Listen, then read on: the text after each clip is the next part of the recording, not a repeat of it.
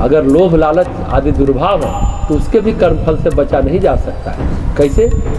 इस कहानी से हम लोग जान सकते हैं। एक ब्राह्मण था, बहुत धनी, साथी अतिशय कृपण। उसका पुत्र बीमार पड़ा तो घर में वैद्य बुलाने का खर्च न करके उसे पीठ पर लादकर वैद्य के घर ले गया। दवा तो मिली, पर पुत्र को दूर तक इस प्रकार आने जाने में बहुत दबाव पड़ा और घर आते आते उसकी मृत्यु हो गई। पिता रोने लगा। पुत्र की आत्मा ने पिता का लोभ छुड़ाने एवं संपत्ति दिलाने के लिए प्रेत रूप में उसके सम्मुख प्रकट हुआ और रोने लगा। उसे रोता देखकर पिता की हिचकी बंध गई और पूछा, तुम्हें क्या कष्ट है? उसने कहा, स्वर्ग में मुझे रत्न जड़ित रथ मिला है, पर उसमें पहिए सोने चांदी के चाहिए। वह आप बनवाकर बौद्ध विहार को दान कर सके तो मेरा रथ चले और दुख दूर हो। मोहग्रस्त ब्राह्मण ने पहिए बनवाकर दान कर दिए। इसी में उसकी सारी संपदा खर्च हो गई। लोभ छूट जाने पर वह ब्रह्मकर्म में संलग्न हुआ और सद्गति को पहुंचा। लोभ अनेक दुखों और बंधनों का कारण। सच, यदि पापों की स्वीकारोक्ति कर ली जाए तो उनका क्षय हो जाता है, आगे प्रगति का द्वार भी खुलता है। स्वर्ग के द्वार पर भारी भीड़ लग गई। धर्मराज को यह छटनी करनी थी कि किसे प्रवेश मिले किसे नहीं।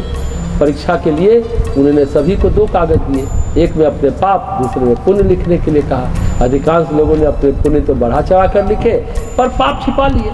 कुछ ही आत्मा ऐसे जिन्होंने अपने पापों का विस्तार लिखा और प्रायश्चित पूछा। धर्मराज ने अंतःकरण की क्षुद्रता और महानता जांची और पाप लिखने वालों को स्वर्ग में प्रवेश दिया। मान्यता की दृढ़ता मन में बिठाए रखना इसलिए अनिवार्य माना गया है। इस जीवन के कर्म ही स्वर्ग नरक जैसी परिस्थितियों के तदनुरूप पुनः जन्म मिलने या मरणोत्तर योनि में सुख दुख के कारण बनते हैं। कर्मफल व्यवस्था पर अनास्था ही नास्तिकता का प्रतीक है।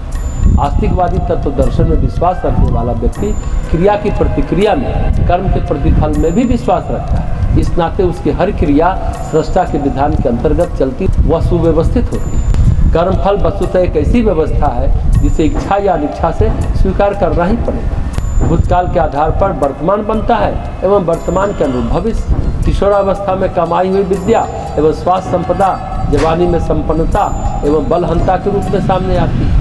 कर्म का परिपाक भी वस्तुतः इसी प्रकार देर सवेर मिलता अवश्य है। जो जीवन को अनंत अविरल प्रवाह मानते हैं, कोई जानते हैं कि जो शुभ अशुभ कर्म किए गए या किए जा रहे हैं उनके परिणाम कालांतर में अवश्य प्राप्त होंगे। तो कर्म ही हमें मुक्ति पथ दिखलाते हैं और कर्म ही बंधन की ओर ले जाते हैं। इसलिए हमें सोच समझकर विवेकपूर्वक अनासक्ति भाव से कर्म करना चाहिए, जो हमारे लिए कल्याणकारी हो, मृत्यु के पहले भी और मृत्यु के बाद भी। तो इस तरह से कर्मफल को समझने के बाद अगर हम कर्मकांड को पूरी श्रद्धा और विश्वास के साथ करते हैं, पूरी आस्था के साथ करते हैं, पूरी भावनाओं को जोड़कर करते हैं, तो हम कर्मफल को पूर्णतः समाप्त अगर नहीं कर सके तो उसे कम तो जरूर ही कर सकते हैं।